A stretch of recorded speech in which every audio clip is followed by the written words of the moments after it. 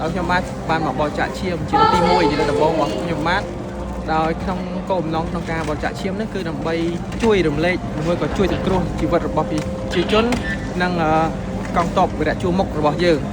ដែលបានធ្វើសង្គ្រាមកន្លងមកហ្នឹងយើងនៅខាងជួរក្រោយនេះយើងមិនអាចបានជួយអីពួកគាត់បានទេយើងមានតែជួយផ្ដល់ជាឈាមជួយផ្ដល់ជាកម្លាំងចិត្តទៅដល់ពួកគាត់ហើយគោលបំណងដែលអាត្មាមកនេះគឺមកដើម្បីនឹងបានបរិច្ចាគឈាមដែលវរៈជនកងទ័ពរបស់យើងបានពលីនៃជីវិតសាច់ស្រស់ឈាមស្រស់បូជានៅក្នុងបរណភាពទឹកដីនិងអធិបតេយ្យភាពការពាររាល់ការឈ្លានពានពីបរទេសនេះជាលើកទី1ដែលខ្ញុំបរិច្ចាគឈាម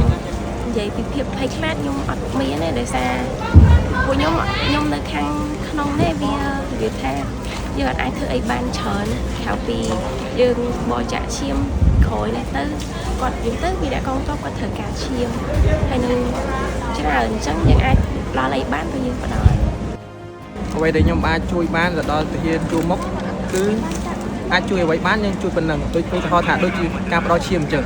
មិនចង់មានចំនួនមិនចង់មានសង្គ្រាមតទៅមុខទៀតព្រោះអីយើងឃើញហើយថាសង្គ្រាមវាតែងតែវិនិច្ឆ័យវាតែងតែមានអ្នកស្លាប់មានអ្នករបួសកម្ពុជាចង់បានតែសុខសន្តិភាពដើម្បីមានការអភិវឌ្ឍទៅមុខជាស្ថិរភាពតរៀងទៅ